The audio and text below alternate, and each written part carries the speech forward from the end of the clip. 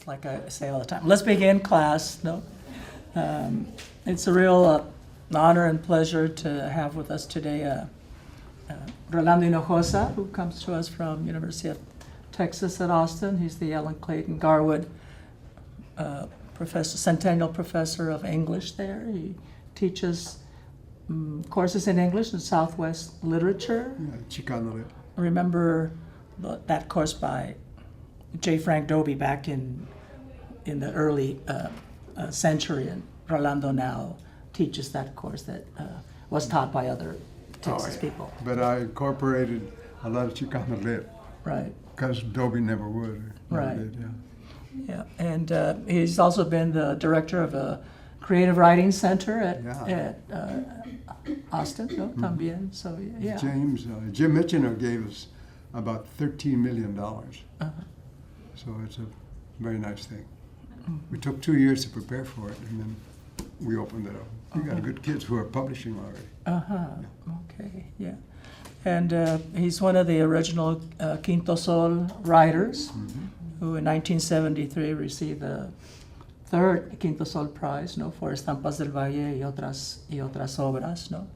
And immediately caught my attention because being in Spanish, to have a Texas Mexican writer, no, to write in Spanish was important for me as I was beginning my career, that. And then he went on to write other books in Spanish, and you can see both sides of the language divide, as I do in my chapter, no. You can see El Cronicón del Condado de Belkin, or you can also see the Quail City Death Trip series. So they both complement each other, no. And Rolando has gone from Spanish to English, depending on the topic and how the characters in Belkin County and Quail City move in and out different parts of the English and the Spanish-speaking world. No, so for me it's really nice to have Rolando. We've known each other for quite some time. Before you were born. Yes, before all of you were born is when we met quite some time ago. And he's always been very generous, a real gentleman too, with me. And we've met in different places. I think this is the first time at UCLA, right? Yeah, that we've met. it is. Yeah. So it's nice to have him here. Before I begin to ask him questions about growing up in South Texas, we should go around the room so that he knows who you are, where you're from, our department, and what's of interest to you, so you can get kind of a profile as we go around, no? So, aquí, no? En inglés o en español, como quieran, ¿no? Sí, sí. Mucho gusto, mi nombre es Juliana Espinal. Yo nací aquí en Estados Unidos, pero fui criada en Colombia. Por eso este acento en español tan marcado y un inglés tan malo que ya todos conocen. Estoy en mi primer año del programa de español y portugués. Y aunque mi background es en filosofía y filosofía medieval, estoy trabajando ahorita, bueno, estoy en un punto en que estoy conociendo, digamos, todos los campos de la literatura latinoamericana e hispana, pero me interesa bastante el problema de la memoria, sobre todo en relación con Colombia y la violencia, y eso es más o menos lo que yo trabajo.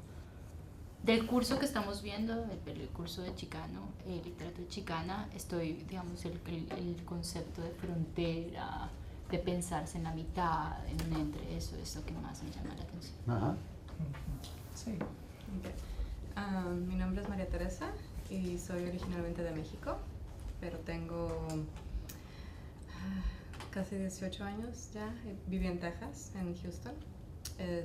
Me gradué de la Universidad de Houston y es mi primer año de doctorado. Mi enfoque, todavía estoy en busca de un tema específico, pero me interesa la crónica contemporánea mexicana de momento. Así que estoy... Fue alumna del NIEC. Ah, sí. Sí. Sí. Okay. Sí. Y yo soy Jennifer, soy de Italia, pero mi mamá está acá, así que yo venía aquí cuando era niña. Y es mi primer año de doctorado y yo estoy estudiando literatura española, catalana en particular, aunque recién he descubierto Cuba y me interesa mucho la migración que hubo de catalanes y personas de Mallorca a Cuba durante el siglo XIX y XX. Yo soy Elsa, soy española y estoy haciendo el doctorado en literatura y como parte del doctorado tiene que ver con estudios chicanos, me vine aquí gracias a una beca y voy a estar un año. Así que estoy dentro del departamento de estudios chicanos aprendiendo lo que puedo. Hola, mi nombre es Daniela, es mi primer año en el programa de Chicano Studies al nivel de doctorado. Mis intereses son en los estudios culturales relacionados con Chicano Studies, específicamente lo gótico y lo que viene siendo como horror o el terror. Hi, excuse me. My name is Nadia. I'm also a first-year doctoral student in Chicano Studies. I grew up in Santana, which is in Orange County here in California. Let's see. My research interest revolves around looking at feminist collectives that do healing work. Hola, mi nombre es Alejandro Ramírez, estoy también en el Departamento de Español y Portugués y mi tema es la representación del espacio en la literatura mexicana y mexicoamericana. Daniel Serna, primer año en el Departamento de Español y Portugués también, y mi interés es el teatro de la frontera que se produce del lado de México. Ahorita estoy muy enfocado en Tijuana. Hola Marisela, también de las nuevas, primer año en español y portugués, y yo estudio la memoria, la violencia y la historia de Tlatelolco y la masacre 68. Sí. Este es el, Pues muchas gracias. sí, es el grupo. Ok. Bueno, falta el que estaba absent without leave, ¿no? Bueno, allá- Vamos a empezar con Mercedes, Texas, cuando tu niñez, ¿no? Tu familia, Muy bien. ¿no? Un poco, ¿no? De ese mundo, ¿no? El Sí. sur de Texas, por favor. Sí. Sí. No es un valle en realidad, porque ahí no hay montañas. Pero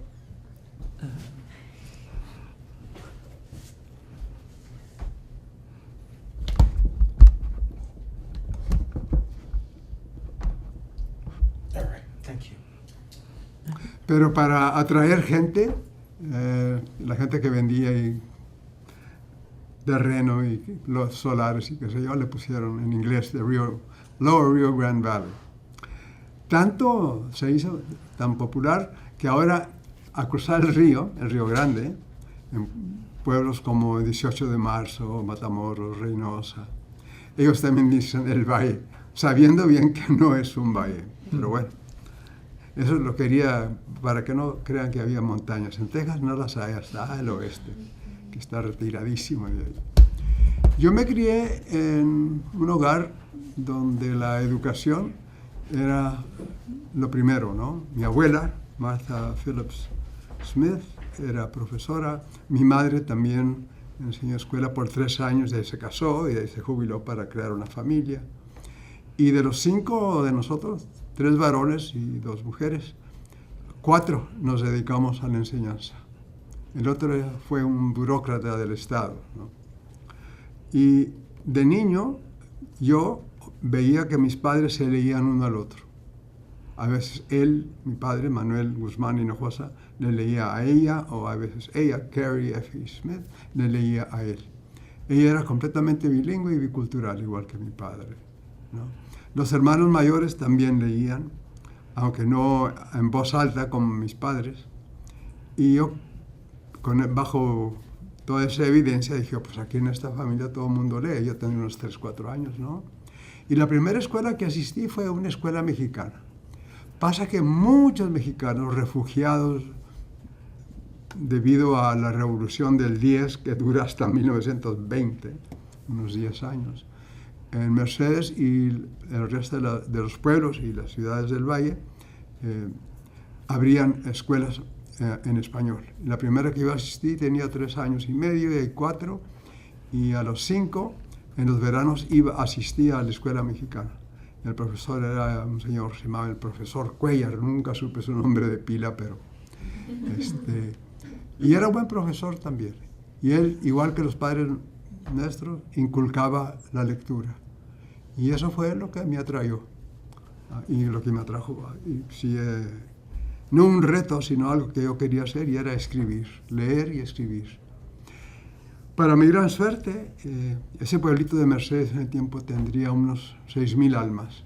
Yo diría que eran 4.500 de habla hispana y 1.500 de anglosajón o alemanes o todo ese tipo, ¿no? Ahora Mercedes ya ha crecido, tiene 25.000 almas y 90% de la gente es chicana. Y el otro 10% pues son norteamericanos de nacimiento, pero ya vejestorios, así como yo. Y no van a durar mucho tiempo, yo creo. Pero el resto del valle es casi igual. Sí, la gran mayoría. Lo único que tienen que hacer es fijarse en Google y ahí encuentran cuántos hay, ¿no? Bien. El idioma se ha mantenido con gran facilidad y tenemos parientes en ambos lados. La familia nuestra no, la nuestra vino del interior, pero la gran mayoría de ahí, del valle, tienen parientes en esos pueblos y ciudades que mencioné. Reynosa, Matamoros, Tamaulipas y otros pueblos, ¿no? A la edad de unos 12 o 13 años, yo pasaba mis veranos en una aldea que se llama Arteaga, Coahuila, que está a 15 kilómetros de la capital de Coahuila, que es Saltillo. Y yo me quedaba ahí los veranos. No hablaba una palabra en inglés porque nadie hablaba inglés en Arteaga. Y esa familia eran amigos de mis padres. Y había un chico que se llamaba Eduardo Vela, y él y yo éramos los únicos. Y nunca hablábamos inglés por 3 meses. Cosa que no presentaba mucha dificultad cuando volvía, pero tenía que pensar en inglés para adentrarme otra vez al idioma. El español nunca lo dejamos porque en casa hablábamos inglés, hablábamos español y los padres nuestros nunca decían nada cuando usábamos inglés y español a la misma vez. La cosa era comunicarse, no ser tan purista que tiene uno que hablar solamente un idioma o el otro. Y a la edad de 12 o 3 años escribí ese cuento de un coahuilense, uno de Coahuila, que venía de su trabajo. Y de repente, es durante la Revolución. Yo sabía mucho de la Revolución porque los viejos de 40, 50, 60 años o habían participado o habían patrocinado parte y dado dinero para la Revolución. Entonces, este señor viene con su talache en el hombro y de repente aparece la leva. Y la leva, una cosa peligrosísima porque eran miembros del ejército y cogían a los hombres y los metían en el ejército, de un lado o el otro. Y él empieza a correr porque si la leva se lo lleva, pues la familia va a sufrir, casi morirse de hambre, ¿no? Y empieza a correr, pero un jinete viene y se le pone enfrente, él le tira el talache y le pega al soldado y lo tumba, sigue corriendo y por fin le dan un balazo. Y cae en una sequía, esa sequía es realidad porque había esa sequía enfrente de la casa donde yo me esperaba con la familia Vera. Y la sangre de él corre por todo México. Cuando se lo leí a mi mamá y a mi papá, dijeron, ese es simbolismo. ¿Qué es eso? Entonces ahí empezó la crítica literaria. Y me dijeron que se había esparramado la sangre mexicana por todo México debido a ese pobre campesino que había asesinado a la leva. No sabía nada de que uno enviaba cuentos o algo así. Bueno, asistí a la secundaria a la edad de 17 años con el permiso de mis padres, así que me recibí de la secundaria, me di de voluntario al ejército. Y porque si servía esos 18 meses, me daban 2 años de universidad. Si servía otros 18, sean 3 años, yo apenas tendría 20 o 21 si me quedaba. Me darían 48 meses de universidad. Libros, estipendio cada mes, todo lo que queríamos comprar, que uno necesitaba, se lo daban. Entonces dije, bueno, a ver qué pasa. No voy a mencionar lo de Corea porque eso no es importante para mí. Aunque escribí un libro sobre ello para ya deshacerme de ese tiempo de mi vida. Entonces, un amigo que yo había sido profesor en Trinity University, me recibí el doctorado por Minnesota, por Illinois, y la primera chamba que tuve fue en San Antonio, y ahí fue donde un amigo vino con un libro y me dijo, mira, este es Tomás Rivera y escribió este cuento, ganó un premio por una novela. Y yo, ¿quién es Tomás Rivera? ¿De dónde es? Dijo, yo no sé nada de él. Dijo, no, léetelo. En una semana asistí a una conferencia en un pueblo que se llama San Marcos, que está entre Austin y San Antonio, y viene un chico que era amigo y ex colega en Trinity, porque 2 años en Trinity me fui a A&I University en Kingsville, ahora es A&M University en Kingsville, y dijo, mira, aquí está Tomás Rivera, así nomás. Dije, pues preséntamelo, y lo hizo. No asistimos a ninguna sesión de la reunión del AATSP, no sé qué, es español y portugués, ¿no? Anduvimos por todo el campus. No fuimos a mediodía para comer el famoso lunch, tampoco. Y en la tarde no asistimos a las conferencias, ni a los discursos, ni nada. Entonces dijo Tomás, bueno, yo vivo en San Antonio, que está al sur de aquí. Tú vives en Kingsville, ¿por qué no me sigues? Conoces a mi familia. Y ahí entablamos una gran amistad. Él había ganado ya el premio Quinto Sol. El segundo fue un neo-mexicano, Rudy Anaya, que ganó por su novela en inglés. Y yo le dije a Tomás que yo quería ser escritor, tenía algo escrito, dijo, mándamelo. Se lo envié. Entonces él se lo envió a Quinto Sol y se publicó. Por esas cosas que pasan, es el título.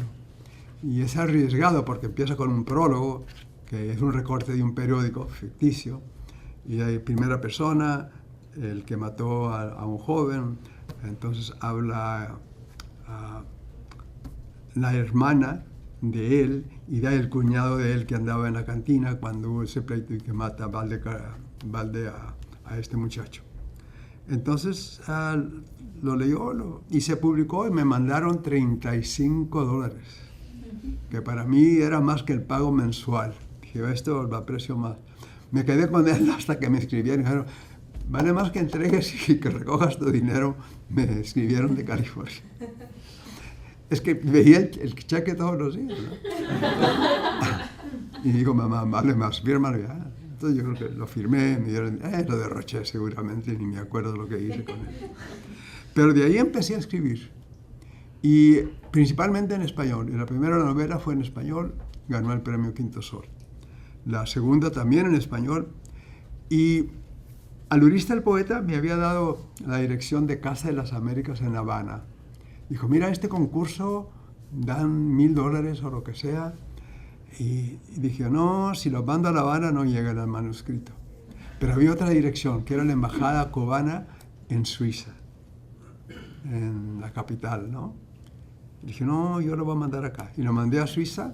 Y se me olvidó porque ahora ya iba a escribir algo sobre Corea, pero en inglés, porque esa vida se vivió en inglés, la del ejército, ¿no?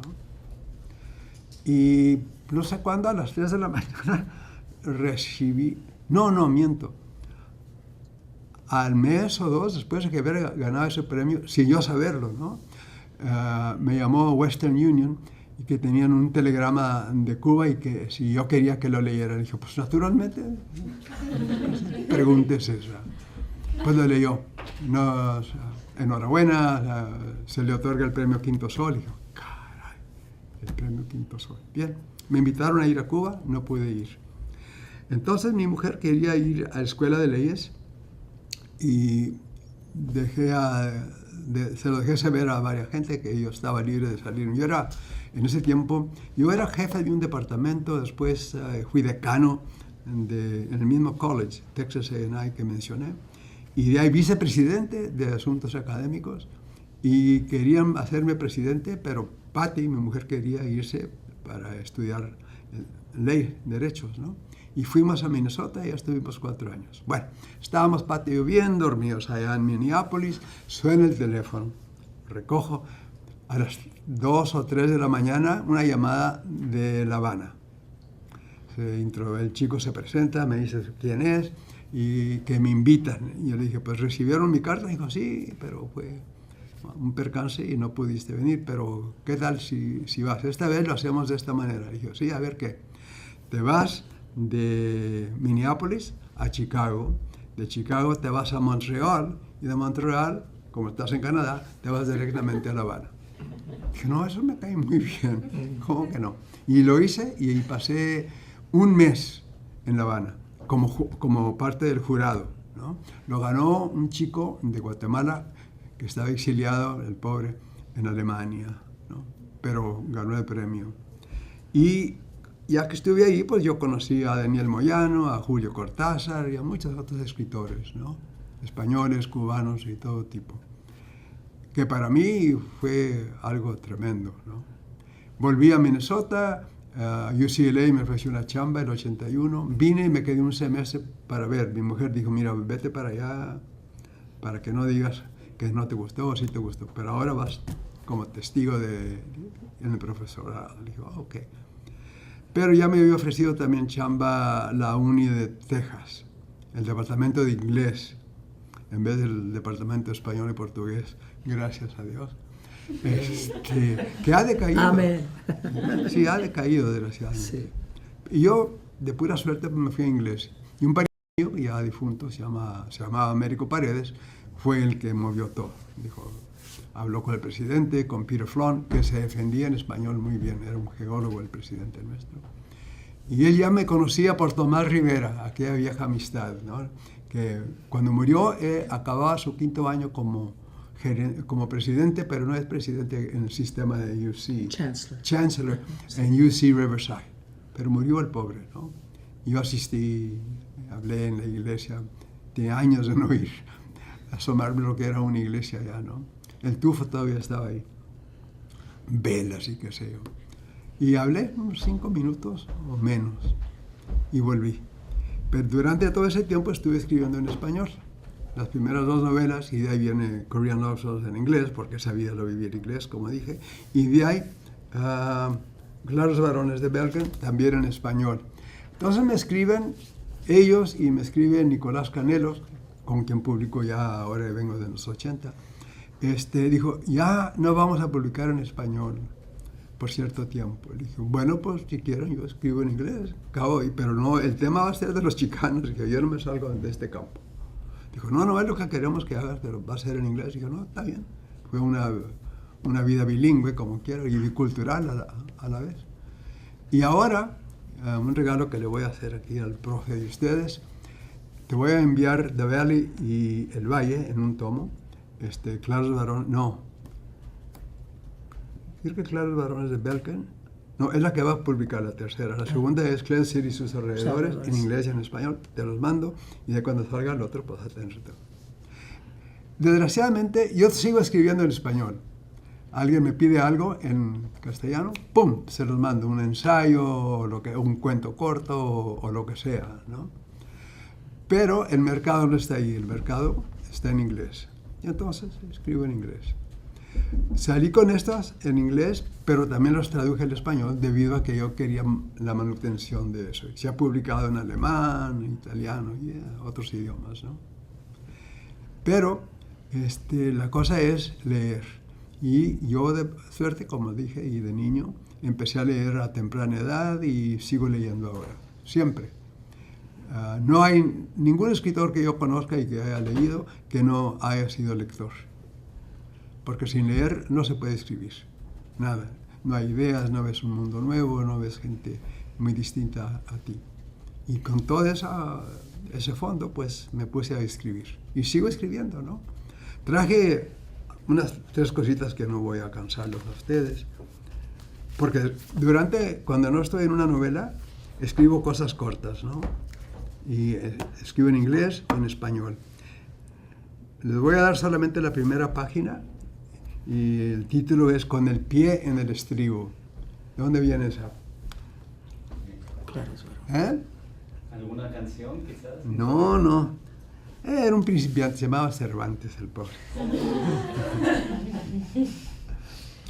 Bueno, con el pie en el estribo.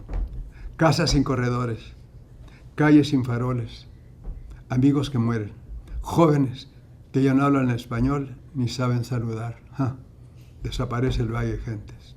Los bolillos con sus propiedades, sus bancos y contratos, sí. Gente que no reconoce un choque de mano como cosa legal. Farmacéuticos con títulos, pero sin experiencia en la materia. Rancheros que no labran y pueblerinos con corbata. ¿Para qué le sirve a uno vivir 83 años si todo lo que uno vio nacer está enterrado? Los Vilches, muertos. Los Tuero, también.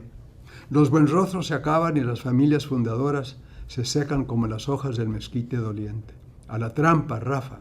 A la trampa con el valle, con su buena tierra ahora ya casi toda cercada con alambres de púa. Estos llanos poblados con casas de material, hechas por patrones que viven entre nosotros sin conocernos. ¿Dónde están los troqueros que llevaban gente para el norte? El Pirulí, Leocadio Gavira, el Nicle tan renombrado, muertos o viejos y tullidos, que es la misma cosa que la muerte viva. Y el mercado en la calle Comercio de San Antonio, ¿estará ahí? Y la marqueta de Houston, donde tanta gente se bullía, muertos todos. El tiempo también muerto y olvidado, muerto y suspendido. No le tengo miedo a la muerte, pero también reconozco que no valgo la pena, Rafa, que me echen al canal grande, ya ahora mismo. Y pensar que en mis tiempos se sabía más que ahora, con sus radios y teléfonos y sus vistas, sí. Y así empieza, es la primera línea.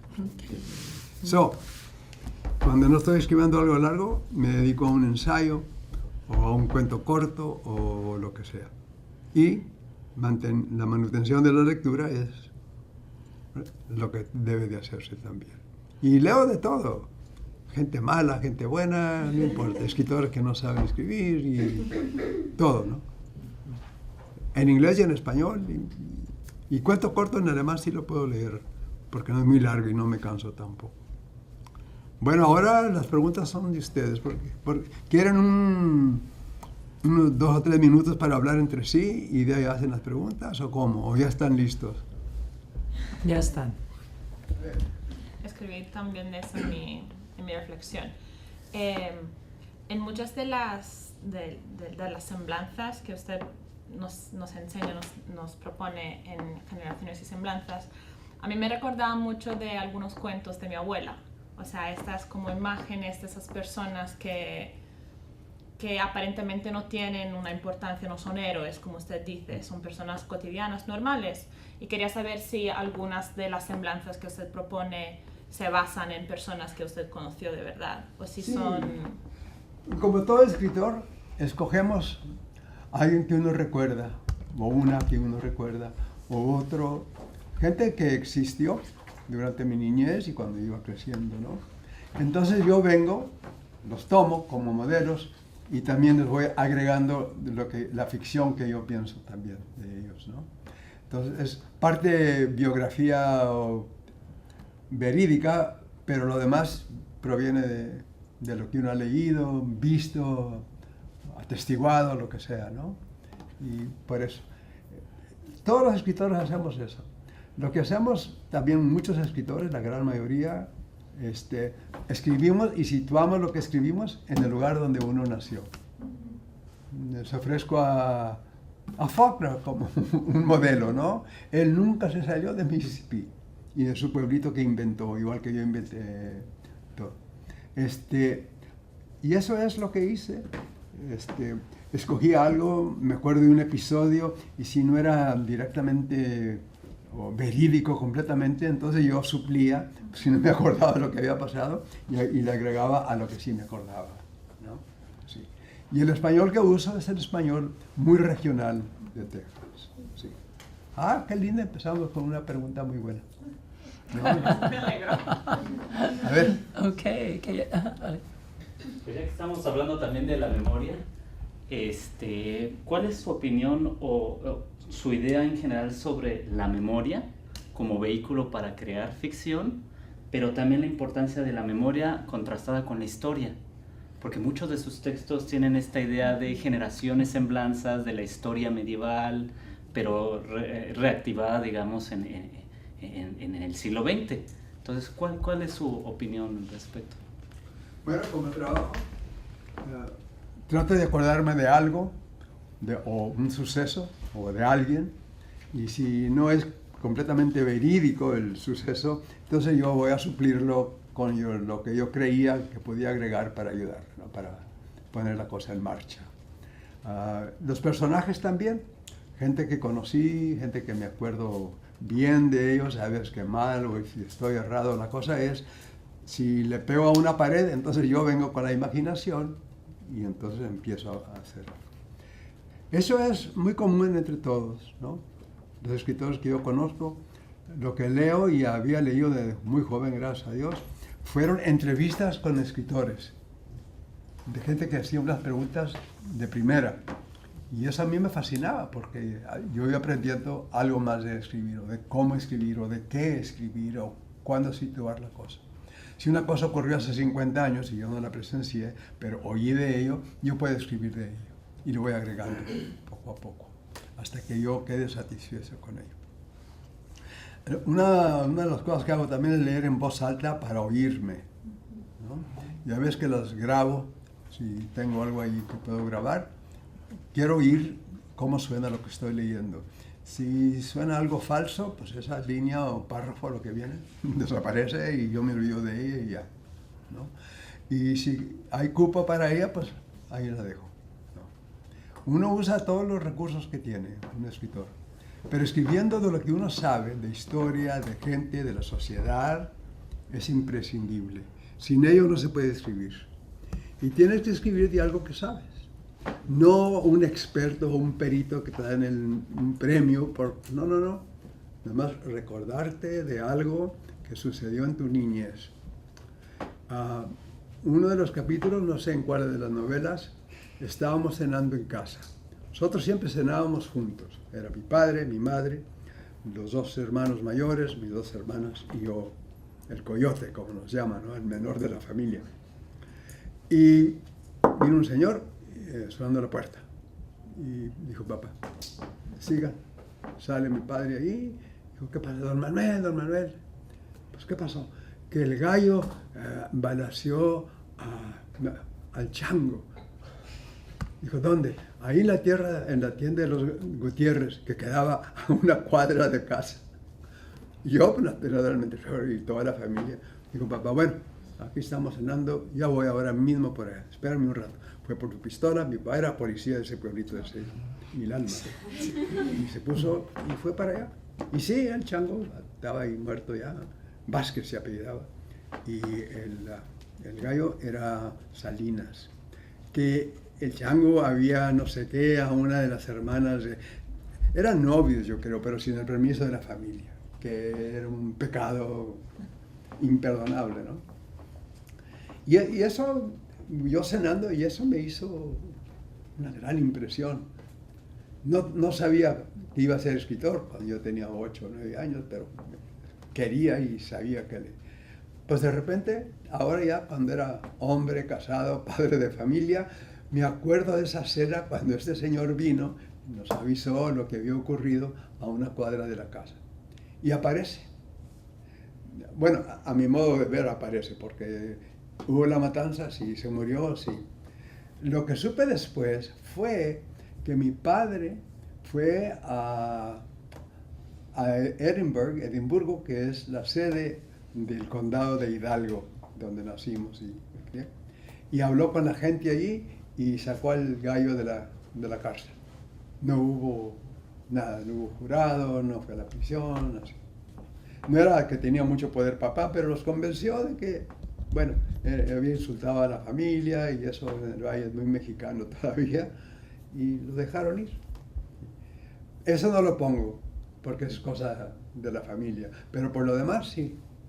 Por eso tomo algo que ocurrió a mi modo de ver, de lo que me acuerdo, de lo que puedo inventar, y ahí se va escribiendo el cuento, o la novela, o lo que sea.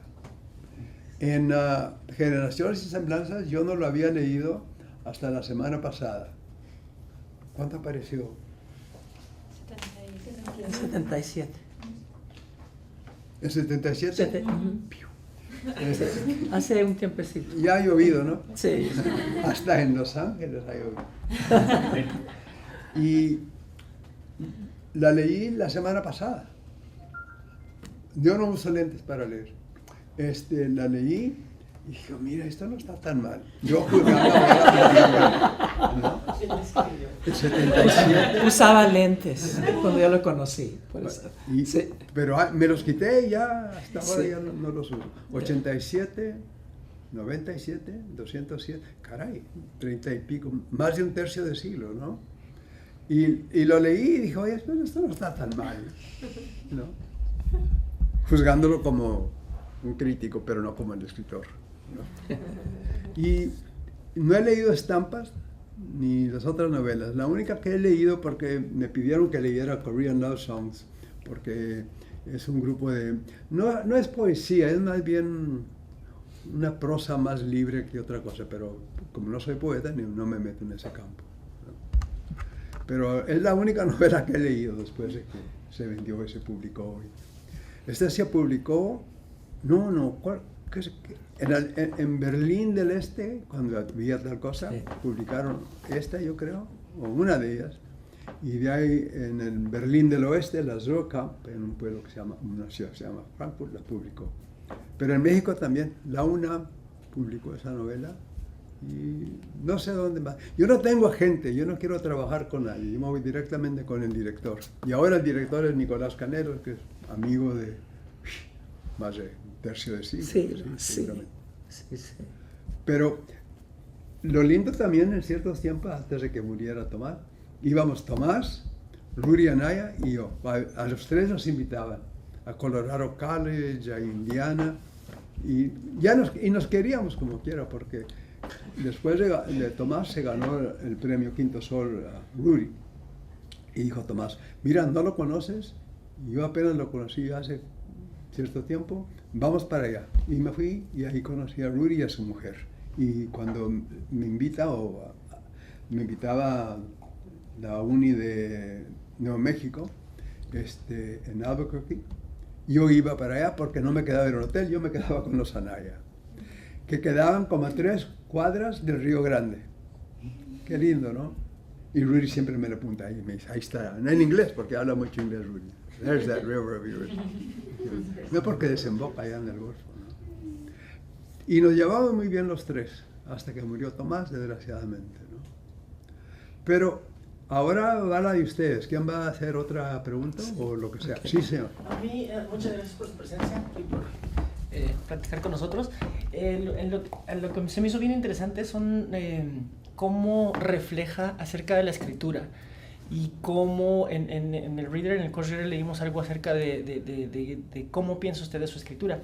Pero algo que se me hace bien interesante es esta dualidad de personalidad, porque funge como crítico y también como escritor. La creatividad tiene que estar ahí. Entonces es esa importancia, y no solamente la dualidad de ser escritor en la universidad y de ser escritor creativo, pero también el lenguaje y el cruzar la frontera, ¿no? Es bien interesante. Y ya sé que nos indicó que es súper importante escribir.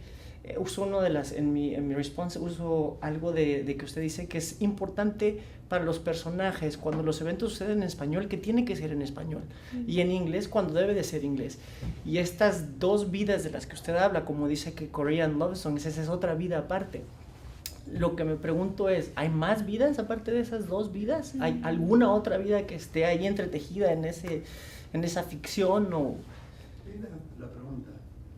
Yo creo que sí hay. Porque a cada país o a cada ciudad que uno va, esa es otra vida, ¿no? No es una aventura, pero es otra vida, otra cultura, comida, trago, historia, lo que sea. Y siempre, como cualquier escritor, pues robamos lo que vimos y nos lo quedamos. Y si de repente aparece en una novela o la idea aparece, le escribes.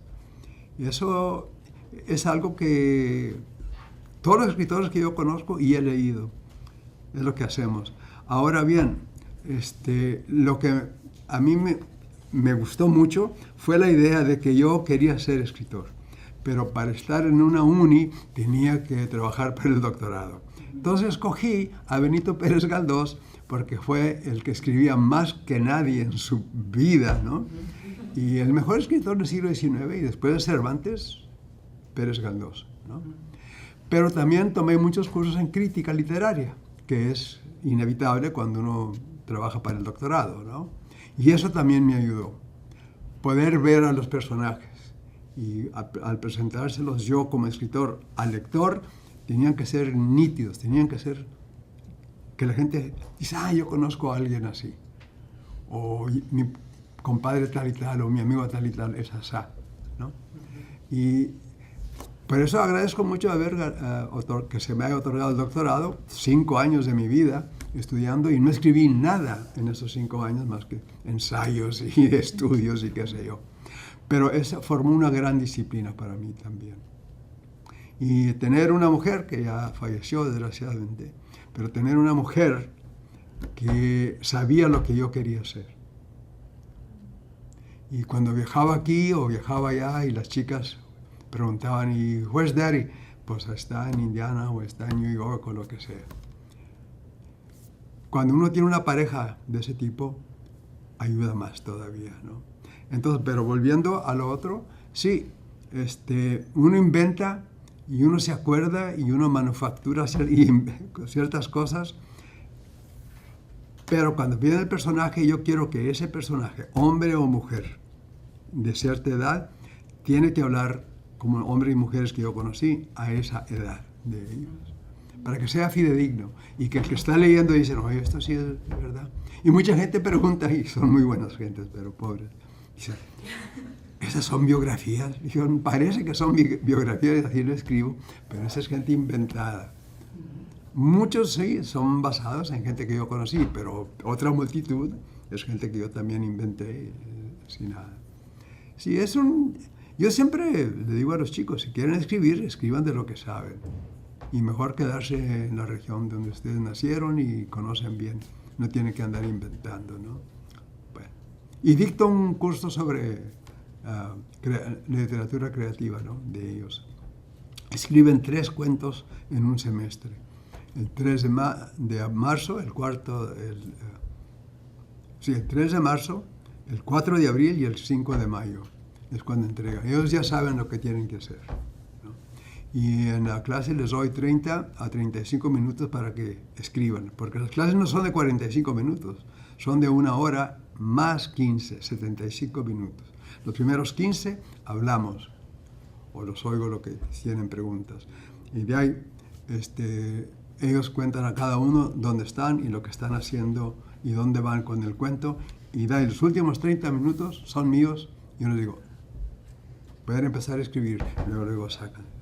Tienen que decirles todo, tienen que saltar una línea, ¿verdad? ¿Por qué?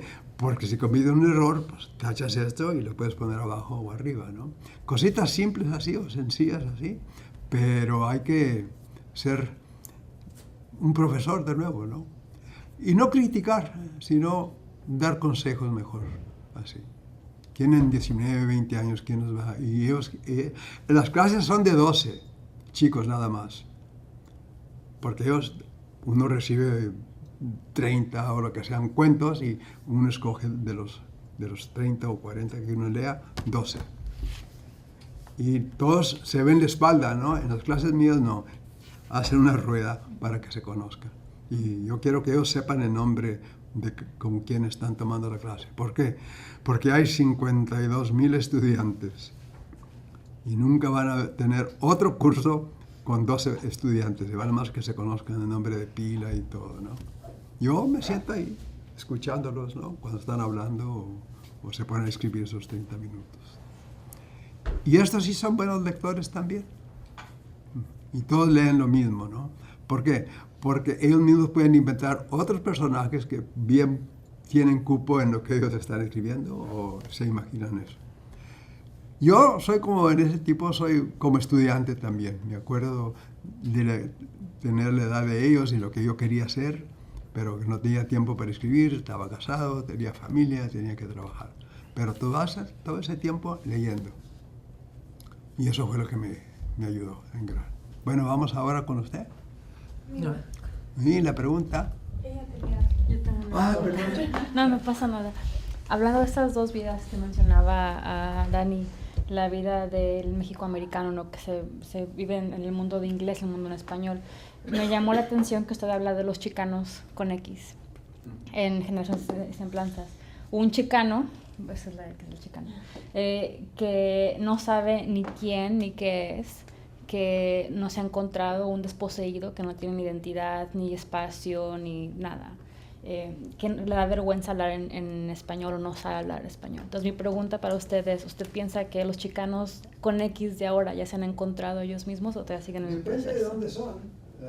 Ustedes, que son de una ciudad de este tamaño, es la segunda, dijiste usted, en Estados Unidos, es otra cosa. Pero si son de pueblos chicos que retienen la cultura, y si uno retiene la cultura, pues retiene el idioma también, ¿no? Eso es lo que ayuda en un pueblo chico. En una ciudad grande, muchas veces hay que ganarse el pan, hay que educarse, y el español va en decadencia y no lo usan mucho. Y otros sí, la manutención del idioma para ellos es muy importante. Los padres quizá no hablan mucho inglés y ellos quieren hacerse maestros en español. Yo permito cualquier cosa. Lo único que no quiero es algo chambón, ¿no? O escrito esa noche porque mañana es cuando el paper debe de entregarse, lo que sea. No es así.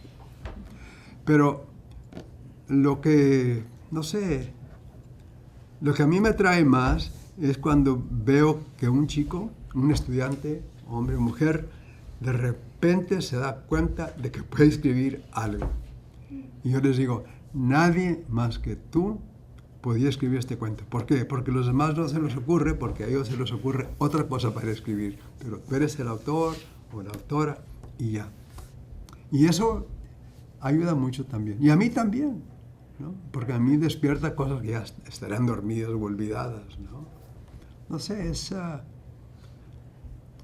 bueno, no sé, es una vida para mí ejemplar. Que sea viudo es otra cosa, pero hasta ahí la vida era perfecta para mí. Porque Patty ella se hizo abogada. Mi esposa fue en 4 años de beca a Michigan y de ahí se casó conmigo, la pobre. Y tuvimos los chicos. Y una vez dijo, yo quisiera ser abogada. Le dije, bueno, pues yo puedo dejar esto. Yo era vicepresidente de ANAE. Y mandé la voz afuera y digo, mira, estoy disponible, a ver quién. Pues la Uni de Minnesota, que no es cualquier cosa, me ofrecieron chamba como jefe del departamento de Chicano Studies, que éramos 2 profesores, todo el departamento. Pero bueno, algo es algo, ¿no? Y me fui para allá y Patty se hizo abogada. Y de ahí me ofreció chamba, UCLA y de ahí Texas, pero me fui con Texas. Pero si tienes un esposo o una esposa que es muy abierta a todo en eso, que si no hablas por 1 hora en casa, es que estás escribiendo o estás leyendo. Ella también era abogada, entonces, pues no desgraciadamente, sino para mi gran fortuna, ella leía mucho también. Y eso ayuda también.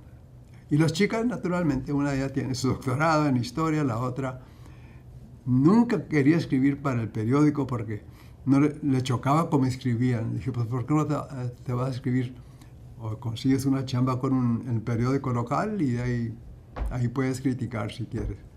Ya lleva 22 años y no la han corrido todavía, entonces es que está haciendo algo bien, ¿no? Pero es una vida, no sé, no digo mejor que otras, pero es la vida en la cual yo ocupo. Y por eso me dedico y sigo en ello. Además de ello, para mí ha sido una gran falta que no teníamos, este gran pueblo nuestro, chicano, que no teníamos una historia, que no teníamos... Lo tuvimos en el siglo XIX, era más asequible el idioma en ese tiempo, ¿no? Pero cuando uno va a la escuela americana, muchos chicos ya se les olvidaba. Pero hemos dejado algo, el Quinto Sol se le debe mucho y también Justa Publications, después de que se separaron. Y ahí cuando se fue a Cuba y de Cuba a Alemania y de ahí a otros países, ya quiere decir. Hasta que por fin los españoles se rindieron y ahora hay una conferencia sobre literatura chicana en la No en la Complutense, ¿no? La que está en Alcalá de Henares, caray, que no Sí, es sí. cualquier cosa tampoco. Sí, sí. Entonces, cada 2 años, para allá. Y antes de ello, cada año íbamos a un pueblo, a una ciudad que nos invitara, ¿no? Llegamos como a 9 hasta que los de Alcalá de Henares dijeron, no, aquí cada 2 años. Y venga. Y van, yo como escritor y los demás como ustedes, ¿no? Críticos y literarios, que es una cosa muy buena. Y además de ello, yo prefiero hacer eso que cualquier otra cosa en mi vida. Yo soy gran tomador de cerveza, pero desde Iba a decir, que me enfermé de la influenza muy seriamente ahora en diciembre y gran parte de enero, no he podido tomarme una cerveza. Ni ganas de... Porque ya a mi edad yo me tomaba nomás una, pero me tomaba una por día, ¿no? Ahora, si perdí ese día, pues ya me fregué, no me voy a tomarme 2 en la otra. No era acumulativo. No, una y nada más. Pero cuando sané y me fui a la fridge, ¿verdad? Y ahí había 3, una 2X, otra no sé qué. Dije, mira, y la cerré. Y hasta la fecha no he tomado nada. Ojalá que vuelva, pero si no, no sé, uno nunca sabe. Muchos escritores son gran bebedores, pero Rudy no lo ve ni tomadas y muchos de mis amigos tampoco. Tomamos una cerveza o un whisky o algo, pero... unas experiencias que he tenido con Rolando, una fue en Alemania, y como él y Tomás se iban, ¿no? Me acuerdo que estábamos en este congreso, y me dice, Hector, let's get out of here, ¿no? Let's go. I said, okay. So, ¿dónde vamos, no? Entonces caminamos, te voy a llevar a un lugar que yo conozco, ¿no? Sí, una carne de Argentina, pero en Alemania, ¿no? Con mucha cebolla arriba, riquísima. Y unas chelas frías. Y me doy cuenta que habla alemán. Entonces, eso es lo que recuerdo de Rolando. Let's get out of here, let's go walk someplace, let's go do something else, ¿no? Entonces, pues uno aprende más, ¿no? De caminar con Rolando que estar en un congreso aburrido, ¿no? De ese tipo, ¿no? Y más en Alemania, ¿no? Con Rolando, ¿no? No, de hambre no me voy a morir en Alemania. Para nada, ¿no? Sí. Pero sí, chela, ¿no? Es decir, ya, eso siempre, ¿no? Con la comida. Sí. Yo tengo una pregunta. Ajá. ¿Sí? Respecto al ejercicio mismo de escribir. Es que ahorita que leías maravillosamente lo que escribes. Gracias. Pero pensaba, se ve muy natural, ¿verdad? Pero escribir para mí, por ejemplo, es muy doloroso. O sea, yo escribo con dolor, es difícil, es complicado, borro. Yo quería saber cómo es el ejercicio mismo para ti de escribir y si se ha hecho fácil con los años o cuál es sí. Yo creo que uno con los años se hace mejor también, ¿no? Yo escribía en la secundaria como a la fuerza, ¿no? Pero es que yo quedaba encantado en la secundaria para escribir algo para la profesora. Y yo siempre he querido ser escritor también. Y eso ayuda, ¿no? Tengo algo en inglés, se los leo, pero este es de la guerra. No sé cuál les traje. Quería leer ¿cómo digo?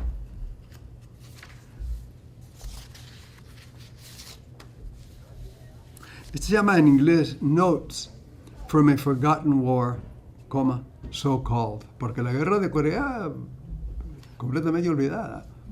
Murieron 58,000 chicos norteamericanos, chicanos, negros, toda la cosa, ¿no? 58,000, es una ciudad bastante grande. Y empieza así, como que alguien dice, yes, it's about Korea, and that war, brief as it was briefer still for 57,000 casualties. And passing, in 14 years in Vietnam, the casualties anywhere were from 57 to 58. The Korean War continues to be referred to, when it is referred to at all, as a forgotten war. Forgotten? Oh yes. But not by those who survived, nor for the widows, parents, children, and all manner of relatives and acquaintances who lost a continuation of future bloodlines. How can they forget? Y no me diga, bueno, hay más. ¿Y eso cuánto salió? Bueno, cuando acabo una novela y estoy en medio de otra, Ya ves que las dejo ahí en el armario o lo que sea, y si se me ocurre algo corto, escribo un ensayito o escribo algo así. Sí, no sé si traje otra cosa.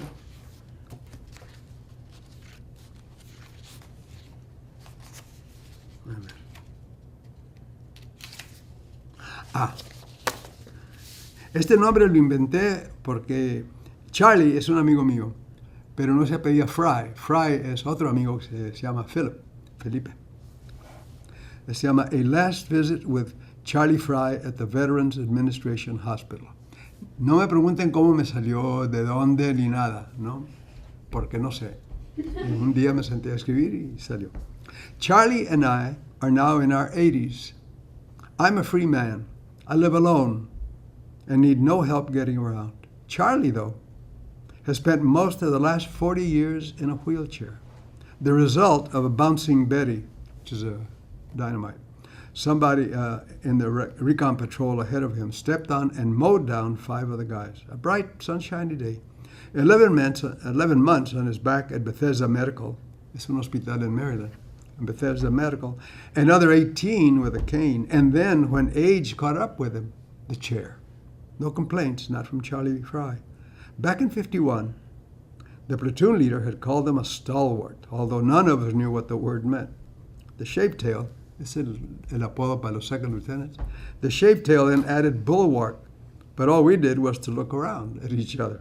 An all-right guy, man, one you can depend on, look up to, you know, a stalwart, a bulwark. He was that, I guess, but that was then.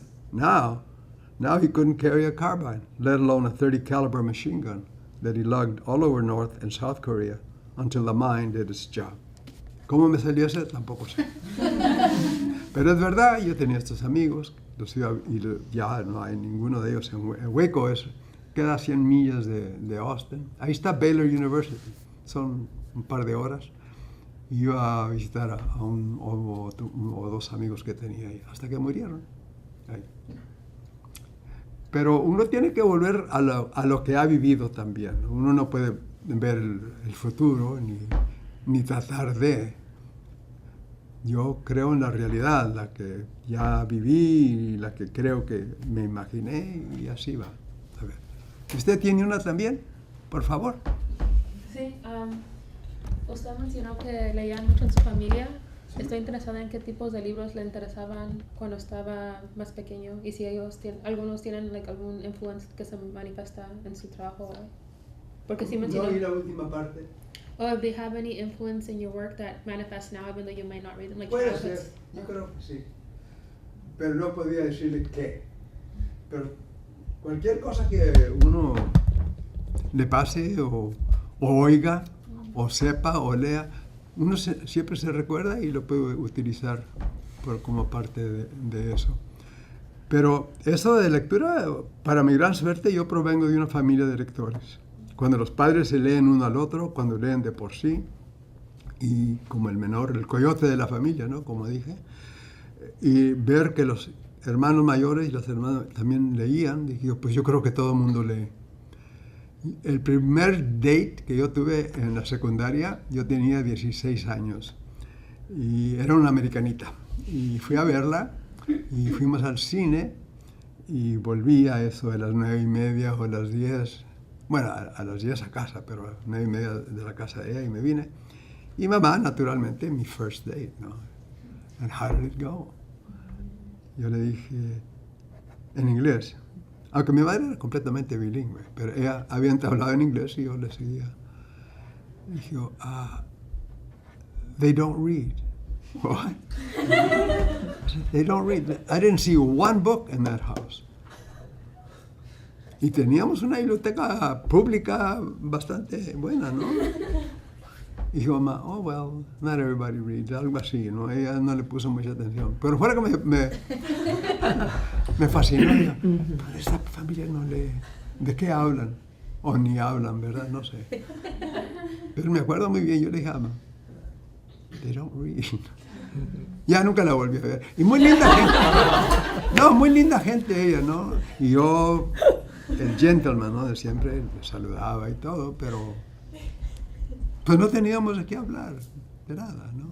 No es culpa de ella. Yeah. Oh, I think my questions are on like, why was it so important for you to write about Chicanos? Why was it what? So important for you to write about Chicanos. Well, because we had a very good presence in the 19th century. We had a newspaper owned, which is now the newspaper that you have in Spanish here, was originally La Prensa, and it published in San Antonio, y la familia Lozano se vino para acá, y aquí empiezan a publicar el periódico, ¿no? And we had a vibrant literature, but it was in Spanish. So it wasn't in libraries that you could go to in your high school or the public library. But we, the Spanish speakers, knew that we had a library, that we had poets. Pepe Díaz, who was also a reporter, a string reporter, lo llamamos, porque no era empleado del periódico de San Antonio, pero él sometía cosas, la prensa de la familia, mandaba poesías, ensayos o lo que fuera. Y el Valle siempre ha tenido una gran fuerza en la manutención del español. Y uno pues, creció hablando inglés y hablando español y todo, ¿no? No había. Pero como a mí me habían enviado a la escuelita de 3 años y medio y 4 hasta casi los 5, una escuela mexicana con el profesor Cuellar, fue mi salvación porque ahora ya podía yo escribir en español. Y leía en español. Mi mamá me regaló $100 cuando me recibí de la Uni de Texas con el baccalaureate, ¿no? Entonces ella y Clarisa, la hermana mayor, fuimos a Matamoros y con $100 me fui a donde estaba la casa Espasa Calpa, que es la española, ¿no? Y libros a 50 centavos americanos. Y yo con $100. No hice mi biblioteca. El azul era la ficción, la anaranjada era la historia, ¿no? Y se iba por género y el color. Y me llevé, pues no sé cuántos libros, pero $100 americanos en Matamoros en ese tiempo, fue el 54, hay por ahí. Y ahí me había recibido yo por UT, pues hice una biblioteca tremenda. Ahora tengo una biblioteca más grande todavía, pero ya han pasado los años también. Pero Matamoros siempre ha sido una ciudad donde hay mucho poeta. Yo tengo grandes amigos de Matamoros y me han invitado a que yo lea en español, naturalmente, y voy para allá. De Reynosa no le diría mucho, y porque no sé mucho, aunque yo iba ahí a los clubes a bailar, porque había muchas chicas que salían de americanas, ¿no? Que cruzaban el río. Pero con esos $100 yo forjé mi primera biblioteca, ¿no? Y todo era de Espasa Calpa, porque estaba completamente en español. Siglo XIX, siglo XVIII, poesía del siglo XVII. Así. Porque la poesía que yo no puedo escribir, he tratado, pero gracias a Dios que ya no soy poeta, yo no voy a escribir. Pero me gusta leerla, y me gusta leerla en voz alta para oír lo que ha escrito Garcilaso, o Lorca mismo, o la mujer que haya escrito lo que sea. Pero así es. Uno nunca sabe, es como un conejo cuando uno va a cazar y de repente salta de un nopal. Pues tírale, pues ya se fue la mugre. Es la misma cosa cuando tienes una idea y si no la escribes, yo siempre ando con cositas así, para que no se me olviden, y escribo algo, y luego leo. Ahora, tengo que escribir bien, porque si no puedo leer, no puede ser cosa perdida. Pero fiarse demasiado en la imaginación o en la mente no funciona. Y por eso necesito una ayudita, ¿no? Lo que sea, ¿no?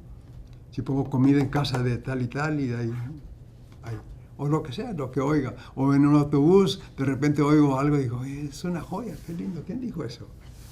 Y la pongo aquí, en inglés o en español. Pero ya, como no hay mercado en español, pues tengo que escribir en inglés. Pero cuando escribo para México o para España, aquello sí, y funciona muy bien. Pero ¿había mercado en español antes? Ahora dices que ya como no hay mercado en español, pero antes... Antes no había tampoco. Del 19 sí hubo, ¿no? Y parte del siglo XX, como 1920 y tantos. Pero los chicanos ya estaban todas en las escuelas públicas o católicas, y el inglés ya había invadido las casas, ¿no? O sea que no pensabas, no te interesaba mucho la audiencia cuando escribías en español. Yo estaba pensando en lo que iba a escribir. Yo no pienso en el público. ¿Quién me va a leer? Pues el que quiere, y el que no quiera, pues es una democracia y pueden hacer lo que les dé la regalada gana, ¿no? Sí. Pero es muy interesante ser escritor también. Porque nadie ha escrito lo que tú has escrito, a no ser que vayas a robar a... Pero es eso. Y es... bueno, y cuando hay amigos, así como el profesor, pues eso también ayuda. Y uno tiene que oír lo que dice la juventud. Yo no conduzco mi coche a la uni. Yo me voy en el autobús de los estudiantes. Lo malo es que muchos estudiantes son o ya japoneses, o chinos, o taiwaneses, y la gran mayoría porque son graduados, ¿no? Pero yo voy mucho al departamento de español nomás para andar. Yo tengo muy pocos amigos ahí. No es nada, es que yo tengo ya mis amigos y no los... Y voy ahí y a ver si oigo que digan algo, ¿no? Como un espía. Vaya manera de ganarse la vida, ¿no? Vaya manera de ganarse la vida. ¿Dónde aparece eso? En Claros. ¿Fue en Claros Varones? Sí. Yo creo que puse primero linda manera y dijeron, vaya manera de escribir. Sí. Si uno tiene que ser, no puede enamorarse de lo que uno escribe. Hay que ser, el mejor crítico que es, tiene que ser el escritor. Que los críticos digan otra cosa, pues es cosa de ellos también, que para eso leen tanto como uno, ¿no? Y es lo que ustedes ahora, si son estudiantes graduados, nos van a sumergir con libro tras libro tras libro y ya. Ahora, si uno de ustedes, o dos, o lo que sea, sale de escritor, pues mejor, ¿verdad? Sí. Y esa es la vida, ¿no? Y yo tengo la gran suerte, nos conocemos, pero teníamos años de no vernos. Pero conocemos a la misma gente, por eso uno puede decir tal y tal, si no tienes que andar explicando quién es quién y qué es qué. No, sí. ¿Hay más? No nomás una, sí hay más, por favor. Sí, ¿cómo no? A mí lo que me llamó la atención es que la muerte, bueno, por lo menos en los textos de Generaciones y Semblanzas y Claros Varones, la muerte es algo que está muy, muy presente. A veces son anécdotas que son a veces muy trágicas. Entonces... ¿Qué tanta verdad existe en estas anécdotas? Mucho, porque es un pueblo pequeño, ¿no? Sí. Lo que era Mercedes, 4.300 y los otros americanos, o bolillos, como los llamamos allá. ¿Sabes qué es un bolillo? Es un pan blanco. Sí. Pero eso así lo llamamos allá, bolillos. En el valle. Y, a ver, repita la última parte. ¿Qué tanta verdad existe en esas anécdotas? Bueno, hay verdad y también hay lo que uno inventa, ¿no? O lo que uno oye, y yo me acuerdo de lo que dijo o esta, y eso lo pongo allí. Porque el público colabora sin saber, ¿no? Porque cuando hay un escritor, ahí estamos escuchando no solamente lo que, sino cómo dicen lo que dicen. Por eso cuando ustedes leen Claros Varones aquí, o Generaciones, si lo leen en voz alta, ustedes están oyendo a gente que hablaba de esa manera en esos tiempos. Esa clase social a la cual pertenecía, o a la otra clase social, o lo que fuera, ¿no? Y si lo lees en voz alta, o oyes que un amigo tuyo lo lee, y esto sí suena real. No, es real. En eso. Porque yo me sentaba a escuchar a los viejitos hablando de la revolución, por eso aparece también la revolución del 10, ¿no? Porque mi padre compraba, vendía y canjeaba caballos en México, con mi abuelo, que era Aurelio Alemán, pero vivían como a 140 millas de distancia, ellos en el sur de Texas, otros en el valle, y papá pasaba 5 meses y medio en México, comprando, vendiendo los caballos. Entonces él venía a Estados Unidos y mi padrino, don Aurelio Alemán, iba a México. Y esto duró por años, y nosotros vivíamos de eso, ¿no? Pero mi padre también era gran jugador de póker y sabía marcar cartas y me enseñó cómo. Los mayores, yo no sé qué hacían con su vida. Yo escuchaba siempre a papá o mamá, decía, mira, con este piquito así, de un alfiler aquí. ¿La puedes ver? Y yo, no, pues se perdió, está azul, no puedo ver. Dice, bueno, es lo que quieres, no quieres que nadie tampoco. Pero yo no sé si él los usaba o no, pero él los fabricaba, quizá para amigos o lo que fuera. Sí, uno vivía ahí en un pueblito muy pequeño y muy lindo también. Y la escuela era muy buena también. Yo siempre menciono a mi profe en la escuela del junior high, en los años séptimo y octavo, y de ahí era Miss Watley, Alma P. Watley. La de los primeros 2 años era Miss Blankenship, Merle Blankenship. Primera y segunda, la tercera y cuarta. En una escuela muy pequeña, solamente teníamos 2 profesores de inglés, ¿no? Era Amy Cornish, y esa no te toleraba un error, nada. Y todo el mundo le tenía miedo. Yo le tenía un respeto tremendo porque leía todo lo que uno escribía. Qué pobre destino de mujer, ¿no? Tener que leer lo que uno escribía. Pero esas 3, sin saberlo, en el grado octavo yo ya estaba escribiendo cosas para... ¿cómo? No hay. El periódico era una hoja de papel nada más, por ambos lados. Y era B y con 3, era 8 el octavo, ¿no? 8th grade, pero VII. Y yo publicaba ahí mucho.